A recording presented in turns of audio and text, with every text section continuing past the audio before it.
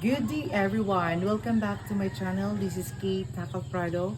Sa lahat po ng hindi nakasubscribe and nakafollow sa channel ko, please follow on my Facebook account, Kate Tacal Prado, and my page channel is Love Wins PH channel, and my YouTube channel is Jutes or Docs, and then my Instagram, please follow I Am Real Kate World. Now our topic for today, it's all about Binibining Orqueta 2024. So this is my final hot pick, and this is my own idea, my own decision, and my own perspective that this top 5 girls, yun ang napili ko kasi feeling ko sila yung maglaban-laban in final. So I have my top 5 for Binibining Orqueta 2024, and this is my own prediction. Okay, my top 5, si Miss Ana Fe A. Ablong.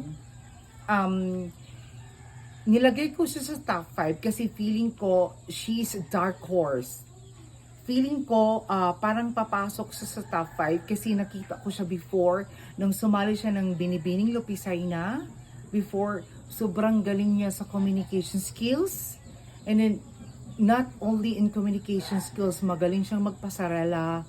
And then kahit sabihin natin maliit siya, pagdating sa stage, grabe yung kuman ng beauty niya. Paiba-iba yung looks niya, guys. Kasi nakita ko siya before, na-witness ko yung pagkapanalo niya before ng Miss Lopisay na 2022 or 2023 before. Nakita ko siya. And then, grabe yung transformation pag naka-makeup siya. Sobrang I really like it. And this is my top 4 for Binibining Orqueta 2024. Si Miss Robbie Ann B.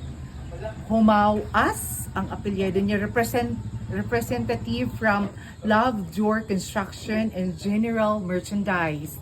So nakuha ko siya sa top 4 kasi, you know guys, the beauty of Miss Robbie Ann, hindi mo siya mahamay-hamay. Iba yung kalibre niya, iba yung dating niya, and I think this girl is sumali din siya before ng MSU Iligan. Tama ba? So I don't know kung pang ilan siya. So hindi siya basta-basta, guys, kasi Iligan City, MSU Iligan is one of the best school, and then a lot of pretty women there na nag-aral. So kaya nilagay ko siya sa top 4 kasi isa din to sa mga dark horse na babasag sa mga prediction nyo, guys. Si Miss Robbie Ann, representative from Love Dior Construction and General Merchandise. And this is my top 3, guys. Miss Queen Shara Aravia M. Mualel. I don't know kung paano ko siya sabihin yung apelyido niya, guys. Yung last name niya, representative siya from Reynolds Financing Services Corporation. This girl is very amazing. I really like this girl kasi in-stalk ko yung account niya sa Facebook account. She is very pretty, guys. Without makeup, may makeup, ang ganda niya, guys. And hindi rin to siya mamay-hamay kasi yung height, yung tindig, kuman yung beauty niya. And then pwede din siyang makaget ng crown for 2024 Binibining Orqueta. I'll show you guys, this girl is babasag sa prediction nyo ng top 5. And I'm pretty sure makapasok siya sa top 5. These girls. Si Queen Shaira Arabia M. Mualel, representative from Reynolds Financing Services Corporation. And then this is my top 2, guys. Binibining Orqueta 2024. Si Miss Precious Sophia A. Timaho, representative from Orqueta City Water District. Nakuha ko siya sa top 2. Possible din siya na makaget din siya ng crown for Binibining Orqueta kasi one of the prettiest candidate now for Binibining Orqueta 2024. Hindi ko siya masyadong kilala, or hindi ko din siya nakita in person. Pero based sa pictures na nakita ko, sobrang ganda niya. Tingin ko parang siya yung mananalo for Miss Photogenic.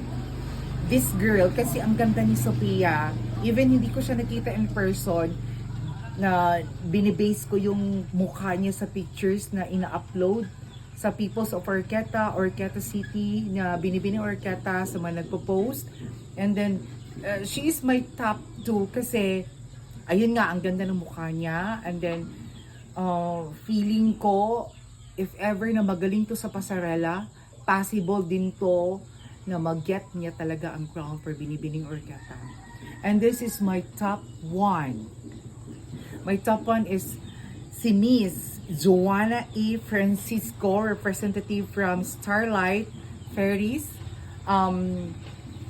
Siya talaga yung bet ko from the start. From the start sa audition, and then yung nakikita ko yung mga pictures, siya talaga yung bet ko na makaget talaga ng crown for Binibining Orqueta 2024. You know what? Because the beauty, high caliber yung beauty niya, the looks, the height, and then isa din to sa mga one of the candidate for Miss Uzamis Tourism before. I don't know kung pang ilan siya, so hindi to mamay-hamay kasi nakapasok siya sa top 5 ba? I don't know kung nakapasok siya sa top 5 sa Miss Uzamis before tourism. And then, ang ganda ng mukha niya. Siguro maglaban-laban sila for Miss Photogenic for si Sophia and then si Joanna. Kasi both sila maganda. Parang tisay ang dating kasi ni Joanna eh. Pero feeling ko din talaga lakas ng loob ko na siya talaga ang makaget ng crown for Binibining Orqueta 2024. So guys, please comment below sa mga gusto nyo mga candidates na pwede nyo ipasok for top 5. No bashing guys, all of them is very beautiful, intelligent, and then very precious yung mga beauty nila guys, and amazing. Kudos Binibining Orqueta, the organizer of Binibining Orqueta, one of the best year na sobrang ganda talaga ang dating ng Binibining Orqueta ngayon. All of them, ang hirap makapag-predict ng top 5. Pero nakapili talaga ako, pero nahihirapan talaga ako guys sa prediction sa top 5 ng Binibining Orqueta. So okay, so bye-bye guys. So magkita-kita lang tayo sa finals for Binibining Orqueta 2024.